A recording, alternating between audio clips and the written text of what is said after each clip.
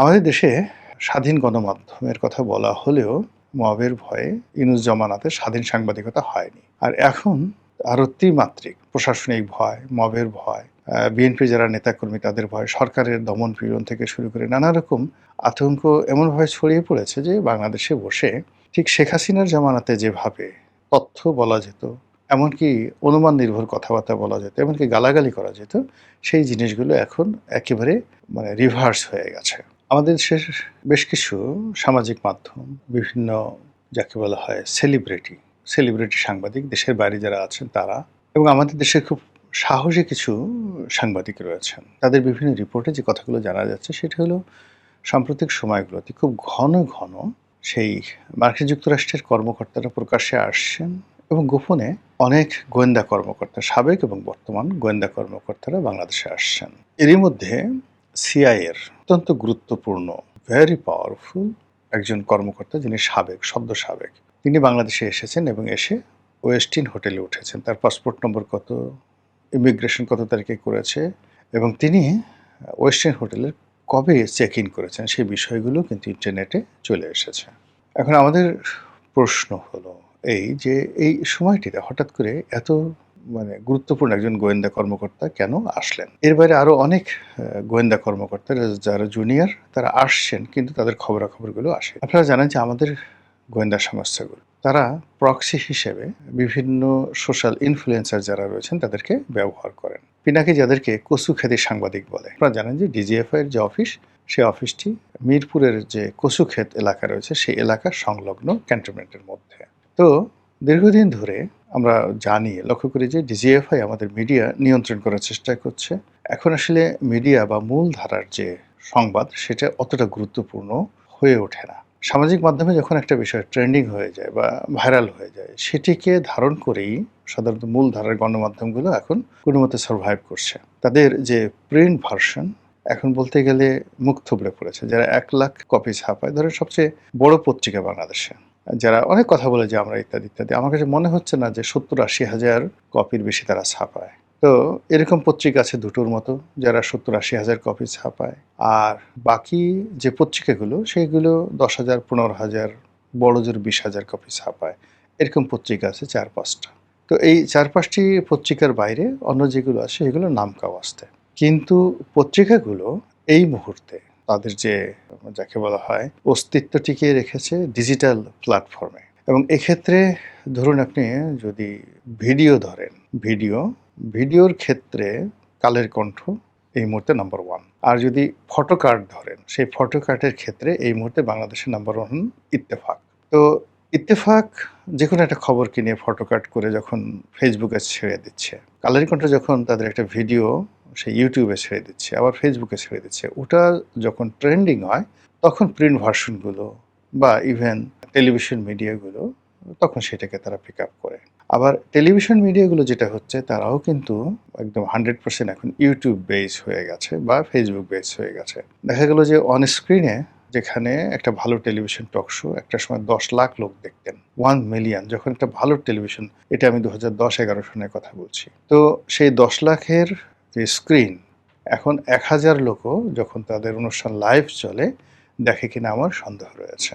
Television talk show এর এখন মান নির্ভর করে তাদের গেস্ট, ভালো গেস্ট এবং টপিক, এবং ওই ভালো গেস্ট এবং টপিক যখন ইউটিউবে আসে, সেই ইউটিউবে বা ফেসবুক ওটা কতটা ভাইরাল হয়, এর উপর আসলে টেলিভিশন টক শো এর মান নির্ভর করে।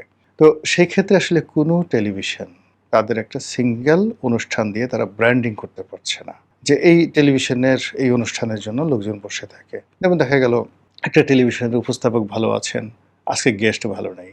গেস্ট ভালো আছে তো উপস্থাপক ভালো নেই। তো গেস্ট উপস্থাপক দুজনই ভালো, কিন্তু টপিকস ভালো নেই। ফলে টেলিভিশনগুলো বলতে গেলে টক শো বা তাদের যেকোনো অনুষ্ঠানে একটা নিদারুণ আকালের মধ্যে পড়েছে। এই আকালের এই সময়টিতে সবচেয়ে গুরুত্বপূর্ণ যে ভূমিকা পালন যারা করছে তারা এই সোশ্যাল ইনফ্লুয়েন্সার, যারা ইউটিউব, ফেসবুক সেখানে বিভিন্ন তথ্য পরিবেশন করছেন, লেখালেখি করছেন, কথাবার্তা বলছেন, এবং সেখানে আপনি কচুক্ষেতি সাংবাদিক বলেন বা পিনাকি বলেন বা অন্য কারো নাম বলেন, সেক্ষেত্রে ঘুরে ফিরে তাদের বক্তব্যগুলোকেই মিডিয়া ওন করতে হচ্ছে। তো এমনি একজন সাংবাদিক যিনি জুলকারনাইন সায়ের, তিনি, তারপরে আরও একজন সাংবাদিক ইদানিংকালে মিস্টার শোয়েব, ব্লিটস পত্রিকার সম্পাদক, যথেষ্ট স্ট্রেট ফরওয়ার্ড ওয়েতে কথাবার্তা বলেন। মঞ্জুরুল আলম পান্না বলেন, মাসুদ কামাল বলেন, তারপর বক্তাদের মধ্যে অ্যাডভোকেট মহসিন রশিদ খুবই একেবারে চাছা ছোলা কথাবার্তা বলেন। যাই বলেন না কেন ফটাফট সেগুলো ভাইরাল হয়ে যায়। আনিস আলমগীরের কথাও ভাইরাল হয়।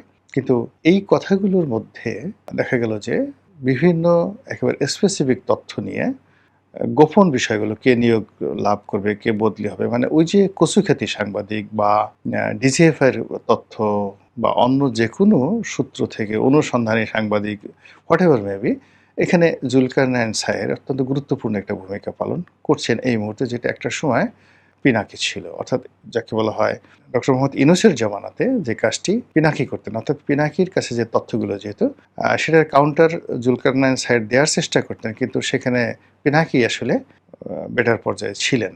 আবার এখন যেটা হলো পিনাকির বাজার কমে গেছে, এখন জুলকারনাইন সাহেবের বাজার ভালো চলছে, যদিও সে পিনাকির মতো কথা বলতে পারে না, কিন্তু সে লিখতে পারে বাংলা এবং ইংরেজিতে, সে লিখতে পারে এবং তার কাছে যেহেতু তথ্যপত্র থাকে, এগুলো নিয়ে বাংলাদেশের মূলধারার গণমাধ্যম মাতামাতি করে এবং আমরা যারা দর্শক পাঠক রয়েছে আমরাও কিন্তু এই জিনিসগুলো দেখি জুলকারনাইন সাহের কি বলেছে। তো সেই জুলকারনাইন সাহের বা ব্লিটস সম্পাদক সোয়েব সাহেব তাদের বক্তব্য অনুযায়ী এই যে মার্কিন গোয়েন্দা, সেই গোয়েন্দার আগমন নিয়ে নানা রকম বিচার হচ্ছে, বিশ্লেষণ হচ্ছে।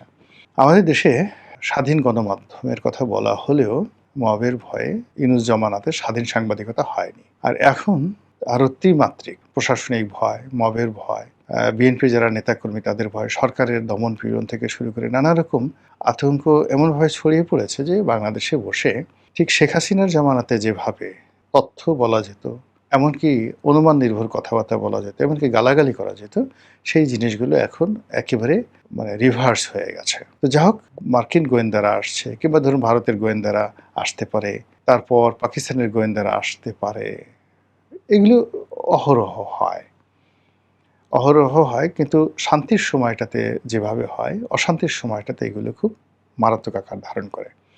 আমরা বিদেশি গোয়েন্দাদেরকে নিয়ে ভয় পাই বিভিন্ন কারণ, যে আমাদের দেশে অনেকগুলো দুর্ঘটনা ইতিপূর্বে ঘটেছে। বঙ্গবন্ধুর হত্যাকাণ্ড, জিয়াউর রহমান সাহেবের হত্যাকাণ্ড, সাত্তার সাহেবের ক্ষমতাচ্যুতি, এরশাদ সাহেবের ক্ষমতাচ্যুতি, এরপরে গণতান্ত্রিক আমল যখন শুরু হলো 1991 থেকে, প্রত্যেকবারই ক্ষমতার পালা বদলে বিদেশি গোয়েন্দা সংস্থা, বিদেশি রাষ্ট্রের খুবই গুরুত্বপূর্ণ ভূমিকা ছিল। তো সেদিক থেকে আমরা আসলে নিজেদের জনগণকে যেভাবে ভয় পাই, সম্মান করি বা তাদের উপর নির্ভর করি, তার চেয়ে বিদেশি রাষ্ট্রদূত, তাদের গোয়েন্দা সংস্থা, বিদেশি রাষ্ট্রের বিভিন্ন সিদ্ধান্ত, সেটাও আমাদেরকে মানতে হয়। তো আমরা শেখ হাসিনার পতনের পরে যে কোনোভাবেই হোক না কেন মার্কিন বলয়ে ঢুকে গিয়েছি। আমাদের ক্ষুদ্র রাষ্ট্র, আমাদের যতটা সম্ভব আমরা মার্কিন যুক্তরাষ্ট্রকে দিয়েছি, এবং দেওয়ার পরে যেভাবে আমরা তাদের সঙ্গে একটি চুক্তির মাধ্যমে নিজেদেরকে নিবেদন করেছি, নিজেদেরকে বিসর্জন দিয়েছি, আমাদের যা কিছু আছে সেগুলো সবই তাদের কদম মোবারকে সমর্পণ করার জন্য 10 পায়ে দাঁড়িয়ে আছি। এরপরে আসলে আর কোনো কিছু থাকে না। কিন্তু যেটি হয়, কর্তৃত্ববাদী এবং সাম্রাজ্যবাদী যে শব্দ দুটো রয়েছে, এই দুটো শব্দ যে সকল দেশ, কাল, ব্যক্তি, সমাজের উপর আপর্তিত হয়, তারা একটি মানুষ এবং তাদের প্রতিপক্ষ, যে মানুষটি তাদের প্রতিপক্ষ, তাদেরকে একেবারে মাটির সঙ্গে মিশিয়ে পশুর পর্যায়ে, এমন পশু যে কখনো গুঁতো দিতে পারে না, মাথা তুলে উঠতে পারে না, একেবারে সারাক্ষণ সে শুয়ে থাকে, হা করে থাকে। তো এইরকম পর্যায়ে না পৌঁছা পর্যন্ত কোনো অবস্থাতেই তাদের মধ্যে স্বস্তি আসে না। এখন আমেরিকার সঙ্গে চুক্তি করা হয়েছে, সবকিছু করা হয়েছে, কিন্তু শর্ত হলো তুমি চীনের কাছে যেতে পারবে না, আমাদের অনুমতি ছাড়া ভারতের কাছে যেতে পারবে না, আমাদের অনুমতি ছাড়া এমনকি ইংল্যান্ড থেকেও তাদের বন্ধু রাষ্ট্র সেখান থেকে সামরিক সরঞ্জাম দিয়ে আনতে পারবে না, এই ধরনের কথাবার্তা আমরা শুনছি। তো সেখানে তারেক রহমান সাহেবের চীন ভ্রমণ, তারপরে তিনি খুব চেষ্টা করছেন ভারতের সাথে একটি সম্পর্ক উন্নয়নের জন্য, সেখানে যাওয়ার জন্য, কিন্তু এই কাজগুলো হয়ে উঠছে না। আর এই চীনের সঙ্গে তার এই যে ভ্রমণটি, এটা আমি নিষেধ করেছিলাম, অনেকে নিষেধ করেছিল, তারেক রহমান সাহেবের এই মুহূর্তে সেখানে যাওয়াটা ঠিক হবে না, কি দরকার ছিল যাওয়ার, কিন্তু তিনি গেছেন, কি পেয়েছেন ডাজ নট ম্যাটার। কিন্তু যে সমস্যার মধ্যে তিনি এখন পড়েছেন, এই সমস্যা তিনি যদি সমাধান করতে পারেন ভালো, আর সমাধান না করতে পারলে তিনি, আমরা সবাই বিপদে পড়ব। এবং তারই প্রেক্ষিতে যদি তার উপর চাপ প্রয়োগ করার জন্য বিকল্প কোনো উৎসের সন্ধানের জন্য গোয়েন্দারা এখানে আসে, তাহলে এটা আমাদের জন্য খুবই একটা যাকে বলা হয় অশনির সংকেত। এর কারণ হলো এর আগে আমরা বিভিন্ন সরকারি কর্মকর্তা, আমেরিকান সরকারি কর্মকর্তা তাদের দাপট দেখেছি। পিটার ডি হাসকে দেখেছি, আমরা ডোনাল্ড লুকে দেখেছি এবং ওই সময় ঘন ঘন শেখ হাসিনার পতনের ঠিক আগে আগে প্রায় প্রতি মাসে ২-৩ জন করে এইভাবে মার্কিন যুক্তরাষ্ট্র সরকারের দক্ষিণ এশিয়া বিষয়ক, দক্ষিণ পূর্ব এশিয়া বিষয়ক, তারপর প্যাসিফিক কমান্ডের সামরিক বেসামরিক কর্মকর্তারা বাংলাদেশে আসতেন। তার প্রেক্ষিতে আমাদের দেশে যে একটা অভ্যুত্থান হয়ে গেল এবং একটি ১৭ বছরের সরকার, যেটিকে বলা হতো পৃথিবীর অন্যতম শক্তিশালী সরকার, সেই সরকারের পতন হলো। এইটা আমাদের জন্য একটা সিঁদুরের মেঘ।